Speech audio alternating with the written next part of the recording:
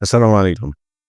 আ ২১ মে ২০২৫ সেনাপ্রধান অফিসারদের উদ্দেশ্যে বক্তব্য দিয়েছেন। আপনারা জানেন গত কয়েকদিন ধরেই সেনাপ্রধানের নানান ধরনের আ কি বলবো যে বানরের মতো চক্কর খাচ্ছেন তিনি। এই বাদরামি করতে, করতে তিনি বেশ কিছু আ এটাকে বলা চলে যে রাষ্ট্রের যে আইন, সে আইনকেও লঙ্ঘন করছেন তিনি। তো তাকে মনে করতে হবে যে তার মতো কিছু কুলাঙ্গার কিছু আওয়ামী সেনাবাহিনীর কথায় পুরো সেনাবাহিনী উঠবে বসবে না। কিছু ইউটিউবারকে ভাড়া করে তারপরে তিনি নিজে যা মনে চায় তাই করতে পারবেন। এই দেশের মানুষ আওয়ামী লীগকে আবার ফেরানোর সেই মেজাজে নাই। আমি আ সেই অফিসারদের উদ্দেশ্যে তিনি কি বক্তব্য দিয়েছেন সেই বক্তব্যটা আপনাদেরকে চুম্বকাংশ শোনাবো কারণ পুরোটা অনেক লম্বা। তার আগে কিছু কথা বলে নিই যে আচ্ছা আমি আমার মনে হয় সেনাপ্রধানের এই বক্তব্যটা আপনাদের আগে গুরুত্বপূর্ণ জায়গাগুলো শোনাই। সেটা হচ্ছে আ কর্তব্যরত অফিসারদের উদ্দেশ্যে সেনাপ্রধানের বক্তব্য ২১শে মে ২০২৫ কর্তব্যরত ব্যক্তি ব্যতীত দেশের সকল সেনানিবাস ও জাতিসংঘ মিশনে মোতায়েন সকল সেনা অফিসার এই অনুষ্ঠানে যোগদান করেন। ১ম অংশে সেনাপ্রধান অফিসারদের উদ্দেশ্যে প্রায় ৩০ মিনিট বক্তব্য রাখেন এবং এরপর প্রায় ১ ঘন্টা ১৫ মিনিট অফিসারদের প্রশ্নের উত্তর দেন। এখানে ২ নম্বরেই বলা হয়েছে, সাধারণভাবে সেনাপ্রধানকে বেশ ক্লান্ত, খানিকটা হতাশ ও স্বভাববিরুদ্ধভাবে উত্তেজিত দেখা গেছে। তার প্রাথমিক বক্তব্যে তিনি নিরলসভাবে কাজ করে দেশের প্রতি দায়িত্ব পালনের জন্য সেনাবাহিনীর সকল সদস্যকে অভিনন্দন জানান। তবে বিভিন্ন কারণে দেশের শান্তি শৃঙ্খলা সহ সার্বিক পরিস্থিতির সম্পর্কে তিনি হতাশা ব্যক্ত করেন। তার বক্তব্য ও প্রশ্ন উত্তরের পর্বের আলোচনার উল্লেখযোগ্য অংশসমূহ নিম্নরূপ। আচ্ছা, এখানে তিনি বলেছেন আ যে সার্বিকভাবে দেশে একটি অরাজক পরিস্থিতি বিরাজ করছে বলে তিনি উল্লেখ করেন। সময়ের সাথে পরিস্থিতির আরও অবনতি হচ্ছে বলেও তিনি উল্লেখ করেন। আইনশৃঙ্খলা বাহিনী, বেসামরিক প্রশাসন সহ সকল সংস্থা ভেঙে পড়েছে এবং পুনর্গঠিত হতে পারছে না। শুধুমাত্র সশস্ত্র বাহিনী এখানে এখন পর্যন্ত টিকে আছে এবং দেশের স্থিতিশীলতা রক্ষায় কাজ করে যাচ্ছে বলে এই অংশটা খুবই গুরুত্বপূর্ণ। আজকের এই যে এই বক্তব্যটা দেওয়ার জন্যই তিনি গত ৯ মাস ধরে আপনাদের মনে আছে ১ম এ ঢাকা বিশ্ববিদ্যালয়ে একটা ছেলেকে পাগল সাজিয়ে তারপর মারা হলো। এরপরে সংঘবদ্ধভাবে আপনার ধর্ষণের ঘটনা ঘটল। এই কয়েকদিন আগে ঢাকা বিশ্ববিদ্যালয়ে একজন শিক্ষার্থীকে মারা হলো যে কিনা আ বিএনপি সমর্থক একজন আ ছাত্র ছিল, অর্থাৎ ছাত্র সমর্থক। আ এখন এই যে ঘটনাগুলো ঘটিয়ে দেখেন কি করা হলো, ভিসির সাথে মুখোমুখি করা হলো বিএনপিকে। ঐদিকে আপনার ইয়েতে আসিফ মাহমুদের বিরুদ্ধে বিএনপিকে উস্কে দেওয়া হয়েছে সিটি কর্পোরেশন ইশরাককে বসানোর জন্য। আমি মনে করি ইশরাক এখানে এই জোর জুলুম করে তারপরে বসার জন্য ইশরাক ছ্যাঁচড়ামো করে তারপরে সিটি কর্পোরেশনে বসার মতো ছেলে না। সামনে যদি মেয়র ইলেকশন হয়, কোন নির্বাচিত সরকার হলে সেইভাবেও তার যাওয়ার সুযোগ আছে। কিন্তু তাকে উস্কে দিয়ে তারপরে আসিফ মাহমুদের বিরুদ্ধে লাগানো হয়েছে। এই জায়গায় একটা বড় ভূমিকা পালন করেছে আসিফ নজরুল। আমি অনেক কিছু আপনাদেরকে কার সাথে কথা হয়েছে সেগুলো উল্লেখ করছি না। তবে এইটুকু আমি আমার তাদের সাথে কথা বলে যেটা দেখেছি যে আসিফ নজরুল ২ দিকে ঢোলের তিনি বাড়ি দিয়েছেন। এই পক্ষকে উত্তেজিত করেছেন, এই পক্ষকে বলেছেন তুমি এটা করো। সো সে সরকারে থেকে ইশরাককে বসতে দেবে না এটা যেমন বলছে, সে আবার ইশরাককে বলছে যে এই সরকারে সে নাম ধরে কয়েকজনের কথা বলেছে যে এই ব্যক্তি নাকি ইশরাককে বসতে দিচ্ছে না। যে কারণে বিএনপি তাদের বিরুদ্ধে এখন ক্ষেপছে। তো এই কাজটা সেনাপ্রধান অনেক আগেই করতে চেয়েছে। অনেক আগে থেকেই চেষ্টা চালিয়ে যাচ্ছে। দেশে একটা অস্থিতিশীল পরিস্থিতি বিরাজ করুক এবং মানুষ ইউনূস সরকারের প্রতি একটা আ বিরূপ একটা পরিস্থিতি তৈরি করে তারপরে তাদেরকে সেনাবাহিনীর কাছে যাতে সারেন্ডার করে যে, "স্যার আপনারাই ক্ষমতা হাতে তুলে নেন।" এই চেষ্টা তিনি ৫ তারিখের আগে ৩ তারিখ থেকেই শুরু করেছে। তার ইচ্ছা ছিল আসিফ নজরুলকে প্রধান উপদেষ্টা করে তারপর একটা সরকার গঠন হবে। আর আসিফ নজরুলকে দিয়ে তিনি যেভাবে চান সেভাবে করতে পারবেন কিন্তু সেটা সম্ভব হয় নাই। আমি সরকারকে বলব অতি সত্বর ডিজিএফআই এর এই সোর্স আসিফ নজরুলকে দ্রুত সরকারের এই উপদেষ্টা থেকে বহিষ্কার করা হোক। তারপরে তিনি বলেছেন যে ৫ই আগস্ট হতে এ পর্যন্ত দেশের সার্বিক পরিস্থিতি স্থিতিশীল রাখতে সেনাবাহিনী অক্লান্ত নিঃস্বার্থ ভূমিকা পালন করতে সেনাবাহিনী ও সেনাপ্রধানকে টার্গেট করা হচ্ছে বলে তিনি হতাশা ব্যক্ত করেন। সেনাবাহিনী ভালো করেন এই ৫ তারিখের পর থেকে। আপনারা সারা দেশে আপনাদেরকে ম্যাজিস্ট্রেসি পাওয়ার দেওয়া হয়েছে। এই সেনাপ্রধান, এই সেনাপ্রধানের আপনার তাদের যেসব উচ্চপদস্থ যেই জায়গা থেকে তাদের কমান্ডিং মানে কমান্ড করা হয়, সেই জায়গা থেকে আমি অন্তত ২০ জন মেজর, ক্যাপ্টেন তাদের সাথে কথা বলে শুনেছি যে তাদেরকে কাজ করতে দেওয়া হয় না। তা কয় তারা বলছে, "ভাই আমাদেরকে রাস্তায় কেন নামিয়েছে আমরা জানি না। আমাদের সব পাওয়ার আছে কিন্তু আমাদেরকে কোনো কিছু" অস্ত্র উদ্ধার করতে পর্যন্ত তাদেরকে দেওয়া হয় না। অস্ত্র উদ্ধার করতে গেলে আমি দক্ষিণবঙ্গের যেকোনো একজন অফিসারের কাছ থেকে শুনেছিলাম যে, "ভাই আমরা অস্ত্র উদ্ধার করতে যাই, আমরা তো এটা আগে আমাদের রিপোর্ট করতে হয় এবং যেখানে রিপোর্ট করে এর বাইরে অন্য কেউ জানার কথা না। কিন্তু তারা অস্ত্র উদ্ধার করতে যখন যায়, যেয়ে দেখে যে ৫ মিনিট আগে, ৩ মিনিট আগে, ২ মিনিট আগে তিনি পলাতক। তার মানে যাদেরকে তারা রিপোর্ট করছে তার অফিসারদেরকে, তারাই এটা জানিয়ে দিচ্ছেন যে, "এখান থেকে সরে যাও।" আওয়ামী লীগের এই লোকজনকে তারা এইভাবে বাঁচাচ্ছে। আচ্ছা, এরপরে বলা হয়েছে যে জাতিসংঘ কর্তৃক জুলাই-আগস্ট বিষয়ে যে প্রতিবেদন তৈরি করা হয়েছে তাতে সেনাবাহিনীর কোনো বক্তব্য নেওয়া হয়নি। ডক্টর ইউনূস এটা নিতে দেয় নাই জাতিসংঘকে। মানে জাতিসংঘ যেই রিপোর্ট দিয়েছে সেই রিপোর্ট সেনাপ্রধানের পছন্দ হয় নাই। উনার কাছে দিলে উনি আরেকটু সুন্দর কইরা করতেন। এইখানে সেনাবাহিনীর কোনো সমস্যা ছিল না, সেনাবাহিনী কোনো কিছু করে নাই, সেনাবাহিনী গুলি করে নাই, এগুলো জামাত শিবিরের লোকজন সেনাবাহিনীর পোশাক পরে, বিডিআর এর পোশাক পরে গুলি করেছে। এটা উনি বানায় ফেলতেন। যে কারণে উনার এটা পছন্দ হয় নাই। তারপরে তিনি বলেছেন সংস্কারের বিষয়ে। তিনি সংস্কার চান। তবে তিনি যেভাবে চান, সেইভাবে এই সরকার করছেন না। তো তিনি কিভাবে চান সেটা আপনারা এই কয়দিন আগে একটা বক্তব্যে শুনেছেন যে, যেদিন আওয়ামী লীগ নিষিদ্ধের জন্য এই আন্দোলন হচ্ছিল শাহবাগে, যমুনার সামনে, সেদিন সেনাপ্রধান সশরীরে বঙ্গভবনে গিয়ে তারপরে বলে এসেছে যে আওয়ামী লীগকে নিষিদ্ধ করা যাবে না। ওয়াকারকে এটার জবাব দিতে হবে যে ওয়াকার আওয়ামী লীগকে নিষিদ্ধ না করার জন্য তার এত ইন্টারেস্ট কেন? এটা তাকে করতে হবে। তারপরে সে সরকারের এই সংস্কারের ভেতরে কয়দিন আগে আপনি হাসনাতকে আপনারা জানেন যে ডেকে নিয়ে যেয়ে তারপরে থ্রেট করা হয়েছে যে, "তোমরা বেশি বুঝো না, বেশি ফাল পাইরো না।" হ্যাঁ? সেই পোস্ট আপনারা দেখেছেন। যদিও সেটাকে পরবর্তীতে সার্জিস এবং আ অন্যান্যদেরকে দিয়ে এটা কিছুটা ব্যালেন্স করার চেষ্টা করেছে, সেটা তারা করতে বাধ্য হয়েছে। সেনাপ্রধানকে জবাব দিতে হবে, হাসনাতকে ডেকে নিয়ে আওয়ামী লীগ নিষিদ্ধ করা যাবে না, এই দায়িত্ব সেনাপ্রধানকে কে দিয়েছে?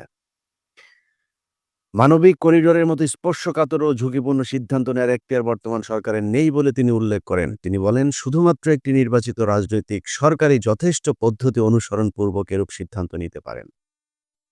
তিনি করিডোরের বিশাল একজন বিরোধী মানুষ। সেনাপ্রধান, তোমার আম্মা শেখ হাসিনা এই পুরো বাংলাদেশটাই ইন্ডিয়ার করিডোর বানিয়ে রেখেছিল। এর আলাদা কোনো অস্তিত্ব পৃথিবীর বুকে ছিল না। এর পুরো সার্বভৌমত্ব, স্বাধীনতা দখল করেছিল ভারত। তুমি কই ছিলাও? যেই জুলাই আগস্টে ছাত্রদের উপরে নির্যাতন করা হয়েছে, যে দেশের মানুষের উপর গুলি করা হয়েছে, সেখানে অসংখ্য ভারতীয় লোকজন এসে তারপরে ট্রেনে করে বর্ডার পার হয়ে এসে কিলিং মিশনে অংশ নিয়ে তারা সুন্দরভাবে বাংলাদেশ পার হয়ে গিয়েছে। তুমি কোথায় ছিলা? তোমার ক্যান্টনমেন্টে বসে তারপরে আসিফ নজরুল্লাহ তোমার অফিসাররা বসে এই ভারতীয় সেনাবাহিনীর গোয়েন্দা সংস্থার লোকজনের সাথে বৈঠক করেছে। কোথায় ছিলা তুমি তখন? তোমার এত সার্বভৌমত্বের প্রতি হইছে, তোমাকে ইউনুস না করছে নাকি পার্বত্য চট্টগ্রামে যায়া জেএসএস, ইউপিডিএফ এর সন্ত্রাসীদেরকে করতে? তুমি এখন প্রতি সপ্তাহে তোমার সেনাবাহিনীরে পোলাও খাইতে দাও। তুমি তোমার সেনাবাহিনীরে কনস্ট্রাকশন ব্যবসা ধরায় দিছো। তুমি এখন আসছো করিডোর। করিডোর নিয়ে আমরা কথা বলব। এই দেশে যদি ডক্টর ইউনুস না, আমি আমেরিকায় বসে আছি। যদি আমেরিকাও যদি আমার দেশের জন্য আমারে যদি ফাঁসিও দেয়, যদি আমার দেশ দখল করতে যায়, আমরা কথা বলব। আমরা এখনো বেঁচে আছি তো। তোমার মতো ২ নাম্বার টোকাই মার্কা দেশপ্রেমিক আমরা না তো। তুমি সারা বছর হাসিনার খায়া এই দেশের পুরো সার্বভৌমত্ব ভারতের হাতে দিয়া তুমি এখন করিডোর মারাইতে আসছো না? বাংলাদেশের বিমানবন্দর প্রতি বছর লোকসান। হাজার কোটি টাকা তাদেরকে দিতে হয়। তো তোমার আমি কেন দিব? বিদেশি কোম্পানি আমি কোনো দেশ যদি নাকি আমি যদি টেন্ডার দেই, সেখানে বিদেশি বিভিন্ন কোম্পানি আসবে। সেই টেন্ডারে যারা পাবে তারা নেবে। আমার বন্দর ব্যবস্থাপনায় সমস্যা। এটা যদি এই সমস্যা যদি এই জট যদি না হয়, এটার জন্য আমার বিদেশি কোনো কোম্পানি যদি নাকি করা হয়, করবে সমস্যা কি? আপনি যদি বাংলাদেশ বিমানটা যদি এখন এমিরেটস এর কাছে যদি দিয়ে দেন, আর ওই এমিরেটস এই দেশে যা এই বিমানবন্দরের যে পরিস্থিতি করবে, প্রতিটা মানুষ এটার সুফল ভোগ করবে। এখন কোন দেশ, কোন কোম্পানি মানে দেশ মানে কোন দেশ এসে আমার এটা দখল করে করবে, এটা আমি বিরোধিতা করব। জীবন দিয়া দিব এটার জন্য। কিন্তু আমার কোন কোম্পানি, কোন দেশের বিদেশি কোম্পানি এসে যদি এটার হ্যান্ডেলিং এর কাজ নেয়, এটার রক্ষণাবেক্ষণের কাজ নেয়, সমস্যা নাই তো। তুমি তো এতদিন ইন্ডিয়ারে যে সুযোগ সুবিধা দিয়ে রাখছিলা, ইন্ডিয়ান একটা জাহাজ যদি আসে তাইলে তাকে আগে খালাস করতে হবে। সে পরে আসলেও তার আগে দিতে হবে। তুমি তখন তো এটার বিরোধিতা করো নাই। তুমি পাহাড়েই করো না কেন? তোমারে খাওয়ার জন্য নাকি এই ডিওএইচএস আর এই ঢাকা শহরের অর্ধেক দখল করে তোমারে খাওয়ার জন্য সেনাবাহিনী রাখছি নাকি আমরা? তুমি পাহাড়ে যাও, পাহাড়ে যা পাহাড় আগে দখলমুক্ত করো। এরপরে তুমি করিডোরের বিরুদ্ধে কথা বলতে আইসো। ডক্টর ইউনূস আর সেনাপ্রধান কিংবা যে যাই বলুক, আমরা করিডোর বা কোনো বিদেশি কোনো সংস্থার কাছে কোনো কিছু দিতে হলে আমরা একজন মানুষকে বিশ্বাস করি। সেটা হচ্ছে বেগম খালেদা জিয়া। বেগম খালেদা জিয়ার মতামত নিয়ে যদি মনে করে যে না এটা ঠিক আছে, যেহেতু এটা নিয়ে একটা তৈরি হয়েছে। আমি নিজেও করিডোর সম্পর্কে কিছুই জানি না যে ইউনূস আসলে কোন শর্তে কাকে দিতে চাচ্ছে। ইউনূস যদি কোনো দেশের কোনো বিদেশি শক্তির হয়ে যদি কাজ করতে চায়, আরে ভাই রাতারাতি ইউনূসের বিরুদ্ধে দাঁড়াবো আমরা। যেহেতু এটা নিয়ে একটা বিতর্ক তৈরি হয়েছে, আমি মনে করি এর মধ্যস্থকারী হিসাবে খালেদা জিয়াকে রাখা যাইতে পারে এবং বেগম খালেদা জিয়া যেটা বলবে সেটাই হবে। একজন বিশ্বস্ত দেশপ্রেমিক, তিনি কোনোদিন এই দেশের বিরুদ্ধে যায় এমন কোনো কিছু করবে না। সো খালেদা জিয়াকে আনেন, এনে আপনারা বসেন, বসে এটা কি করবেন সেটার সিদ্ধান্ত নেন। ওয়াকার এটার জন্য কষ্ট পাচ্ছে এই সেই, সে লিখেছে ওইখানে যে, "there will be no corridor." এখানে সে এটার মানে কোট আনকোট একটা দিয়েছে। এই লেখাটার ভিতরে তিনি স্পষ্টভাবে বলেন, এটা লেখার আগে বলেছেন। যাই হোক, ওয়াকারের কাছে আমাদের দেশপ্রেম, উনি ইন্ডিয়ান মাল, ইন্ডিয়া যাও, তোমার আম্মু ইন্ডিয়া গিয়েছে, ইন্ডিয়াতে যাও।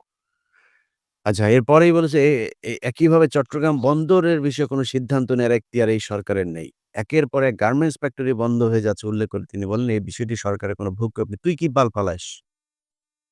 তোর ডিজিএফআই সারাদিন আকাম করে এই গার্মেন্টসের পোলাপানের কাছে যায় কাঠি মারে এদেরকে করার জন্য। ওই বিভিন্ন কারখানাগুলো নষ্ট হয়ে যাওয়ার পেছনে তোর লোক দায়ী। তুই করছিস। ওই যে গাজীপুর এলাকায় এক ডিজিএফআই একটারে দিয়ে রাখছে। ব্রিগেডিয়ার জেনারেল একজন। এটা ছিল আত্মীয়। ওই সিলেটের ওই যে এক আছে না? ওই যে মাগুর একটা আছে না আপনার লন্ডনে? পৌরসভার মেয়র বা কিছু একটা ছিল। তার আত্মীয়। তার সাথে ছবি-টবিও আছে। আমার কাছে আছে ওগুলো। তারে নিয়ে এসে দিয়েছে। তো এরা তো সারাক্ষণ এই গুটিবাজি করে। গুটিবাজি করে অস্থিরতা করে। এখন আজকে সে এখানে বলেছে যে এটা করছে। তোমারে ম্যাজিস্ট্রেসি পাওয়ার দেওয়া হইছে না, তুমি সরকারের তুমি সরকার। সরকারের পার্ট তো তুমিও। তোমারে সরকার তো সেই দায়িত্ব দিয়েছে। তুই ওখানে না যেয়ে তুই এনে গুটিবাজি করিস সারাদিন ভারতের সাথে। তোর বউর ফোন দিয়া তুই সারাদিন শেখ হাসিনার সাথে আলাপ মারিস কেন? তোর ওইজন্য তোর সেনাপ্রধান বানানো হইছে নাকি? তারপরে বলেছে যে গত ২০ মে ২০২৫ তারিখ রাতে অনুষ্ঠিত সভায় এর পূর্ব রাতে সেনা ভবনে কোনো গোপন সভা হয়েছিল কিনা এ বিষয়ে সরকার কর্তৃক জিজ্ঞাসিত হন বলে সেনাপ্রধান উল্লেখ করেন। মানে তো ওনাকে সেনাপ্রধান রাষ্ট্রপ্রধান ডক্টর ইউনূস জিজ্ঞাসা করেছেন। সেনাপ্রধান যেকোনো সময় অর্পিত দায়িত্বের খাতিরে সভা আয়োজন করতে পারেন। তোমারে কোনো সময় সরকার প্রধান জিজ্ঞাসাও করতে পারেন। তোমার এই আইন জানা উচিত। তারপরে আহ খুব মজার একটা কথা তিনি বলেছেন যে, গত ৯ মাস ধরে সেনাপ্রধান হিসেবে অভিভাবকহীন হয়ে রয়েছেন বলে তিনি কয়েকবার উল্লেখ করেন। এ বিষয়ে তিনি বলেন যে, তিনি একটি চাতক পাখির মতো একটি নির্বাচিত রাজনৈতিক সরকারের জন্য রাজনৈতিক নেতাদের দিকে তাকিয়ে আছেন। একটি নির্বাচিত সরকার সেনাবাহিনীর জন্য অভিভাবক হিসেবে দায়িত্ব পালন করবে। বাটপার, তোর সময়ে ২০২৪ সালে নির্বাচন হয়েছে না? চাতক পাখির মতো এই পলিটিক্যাল দলের দিকে তাকায়া ছিলি? তুই তো তাকায়া ছিলি তোর আম্মার দিকে। তখন তুই খালেদা জিয়ার বাসায় যে তুই দৌড়াইয়া গেলি, বাটপাড়ির রাজনীতি মারাও। আমার এই রাজনীতি আমরা বুঝি না। তুই খালেদা জিয়ার বাসায় গিয়া খালেদা জিয়ার সাথে এখন প্রীতি কর। তোর তো প্রীতি না করে উপায় নাই। তুই এইজন্য খালেদা জিয়ার বাসায় গেছিস। ২৪ এর আগে কেন গেলি না? ২৪ এর আগে যায়া খালেদা জিয়ারে কেন করলি না যে, "আপা, ম্যাডাম আপনাকে লাগবে আমাদের।" তারেক রহমানের ফোন করছিলি? বিএনপির কোন নেতারে ফোন করছিলি? তোর মা যা বলেছে তুই সেভাবে ২০২৪ সালে নির্বাচন করে দিয়েছিস। এই দেশের মানুষ তোদের দিকে চাতক পাখির মতো তাকায় ছিল। তোরা কিছু করছিস এই দেশের মানুষের জন্য? তুই তো সেই বাটপার যে কিনা সেনাবাহিনীকে বলেছিলি যে সেনাবাহিনীর এই ইয়ের কি বলে অস্ত্র দিয়েছে সরকার, সরকারকে রক্ষা করতে হবে। এই কথা বলছিলি না তুই? তোর এই রেকর্ড-টেকর্ড আমরা পাওয়ার চেষ্টা করতেছি। পাবো কিনা জানি না। পেয়ে যাইতেও পারি। তুই যে ৩ তারিখ, ২ তারিখ কি আদেশ দিয়েছিলি এইসব আমরা জানবো। তুই যখন কিনা এই ব্ল্যাক আউট করে পোলাপানরে যে হত্যা করা হইলো, তুই কই ছিলি তখন? তো তখন উদ্বিগ্ন হোস নাই তুই এতগুলি মানুষরে যে মারল? তুই আর তোর বিডিআর এর লোকজনরে দিয়া তুই করছিস, গুলি করাইছিস মানুষকে। তো সেনাবাহিনীর লোক দিয়া গুলি করে ৫ তারিখ সকালেও তুই গুলি করাইছিস। তুই তো সেই বাটপার। তুই এখন আসছিস চাতক পাখির মতো রাজনৈতিক দল ইলেকশন করবে সেটার জন্য তাকায়া। মানে যদি একটা নির্বাচিত সরকার আসে ইউনূসরে এখান থেকে সরায় দেয়, তাইলে তোমার সুবিধা হবে গুটিবাজি করতে, তাই না? এইজন্য এখন নির্বাচিত সরকারেরে তাড়াতাড়ি আনার জন্য চেষ্টা পায়তারা করতেছ। সব লোকজনের কিনে নিয়া এখন তাদেরকে দিয়ে করতেছ। এগুলি আমরা খুব ভালো করে বুঝি। যাই হোক, প্রিয় দর্শক এরকম লম্বা বিশাল ফিরিস্তি আছে।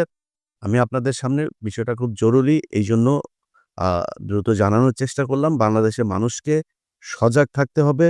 বিশেষ করে বিএনপির ভাইদের কাছে অনুরোধ, দেখেন সামনে নির্বাচন হবে, নির্বাচন হইতেই হবে। এটা ডক্টর ইউনূসও বলেছেন জুনের বাইরে নির্বাচন যাবে না।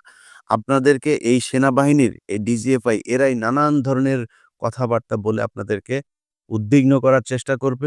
আপনাদেরকে একটা সিদ্ধান্তহীনতার ভেতরে নিয়ে যাওয়ার চেষ্টা করবে। আপনাদেরকে মাথায় রাখতে হবে, এই দেশের মানুষ নির্বাচন চায়, রাজনীতি আমি নিজেও চাই খুব দ্রুত একটা নির্বাচন হোক এবং সেই নির্বাচন আমার বিশ্বাস ডক্টর ইউনূস দেবেন। এবং ডক্টর ইউনূস এমন কোনো জিনিস করে যেতে পারবেন না যেটা বাংলাদেশের সরকার চায় না। আপনারা তাদের সাথে আলোচনা করুন। কিন্তু এই সেনাপ্রধানকে আপনাদের বুঝতে হবে যে এ হচ্ছে ইন্ডিয়ান মাল, আওয়ামী লীগের মাল। এই আওয়ামী লীগের মালের কথাবার্তা শুনে আপনারা সরকারের বিরুদ্ধে কোনো ধরনের উস্কানিমূলক বক্তব্য, কার্যক্রম কোনো কিছু করবেন না। এটাই আমাদের প্রত্যাশা।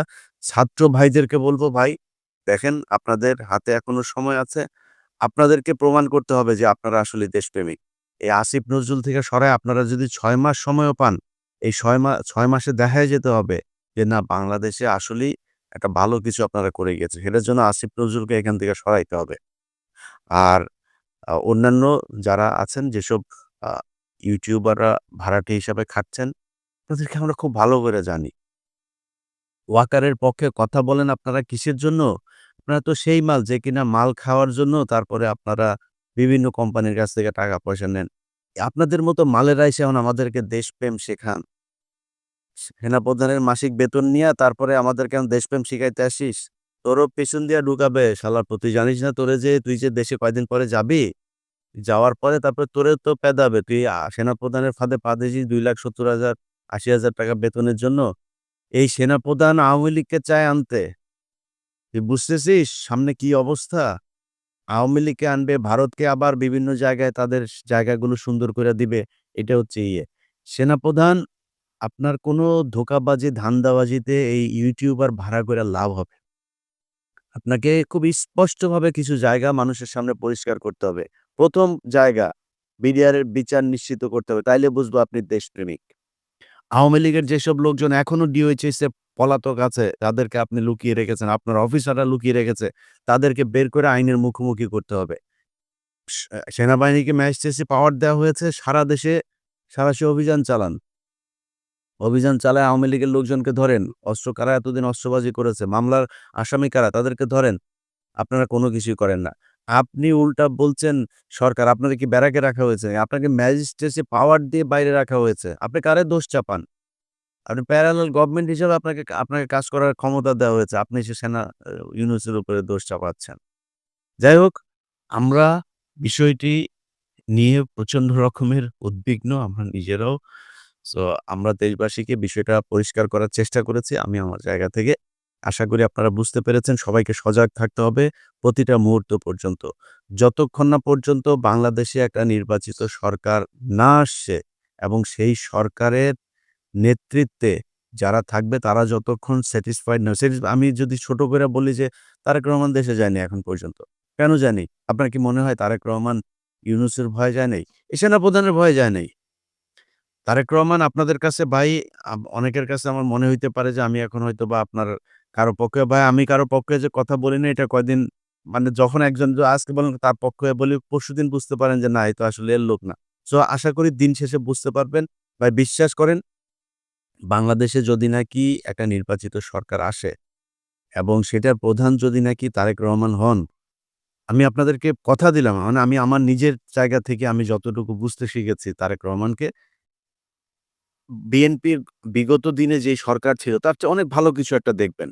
আমি আপনাদেরকে কথা দিলাম। যদি নাকি খারাপ কিছু দেখেন, যদি অন্যরকম কিছু হয়, লুটপাট হয়, তারেক রহমান বিদেশি কোনো শক্তির হয়ে কাজ করে, আমি বললাম আমি ফার্স্ট পারসন হব যে কিনা আপনাদের সাথে দাঁড়াবো। তারেক রহমানের বিরুদ্ধে দাঁড়াবো। কিন্তু আমি এখন পর্যন্ত তারেক রহমান সম্পর্কে তারেক রহমানের এখনকার যেই তার চিন্তা ভাবনা, তার যেসব মানুষজনের সাথে তিনি এই রাষ্ট্র নিয়ে কথা বলেন, আমি সেটা থেকে আপনাদেরকে বলছি যে তারেক রহমান একটা ভালো কিছু আপনাদের সামনে এই এখন আপনি যে বিএনপিকে দেখছেন, বিএনপি এরকম থাকবে না। বিশ্বাস করেন এরকম থাকবে না। বিএনপির অনেক নেতা আছে যাদের উপরে তারেক রহমানের শতভাগ কর্তৃত্ব নাই। যে কারণে অনেক কিছু তিনি করতে পারছেন না। চাইলেও অনেক ব্যাপারে তিনি এখন নিশ্চুপ থাকছেন। তিনি দেশে ফিরলে সেটা দেখতে পারবেন। সো আমরাও চাই আর যদি জামাত আসে, আমাদের জামাতকে নিয়েও কোনো বড় ধরনের কোনো অভিযোগ নাই যে জামাত এসে তারপরে দেশকে বিক্রি করে দিবে। তাদের কিছু নেতা আছে যারা কিনা রয়ের সাথে কানেক্টেড নানানভাবে জামাতকে বিতর্কিত করার চেষ্টা করছে। তো এটার ব্যাপারে আমার আ কোনো আপত্তি নাই। তারাও যদি আসে আমি মনে করি দেশ নিশ্চিন্ত একটা জায়গায় যাবে। যারাই ক্ষমতায় আসুক বিএনপি কিংবা জামাত কিংবা এনসিপি, আমি মনে করি যে এই দেশ একটা ভালো জায়গায় যাবে। সো সেই দিন পর্যন্ত বাংলাদেশের প্রতিটা মানুষকে নিরাপত্তা প্রহরীর মতো এই দেশকে পাহারা দিতে হবে। আমরা আছি ইনশাআল্লাহ।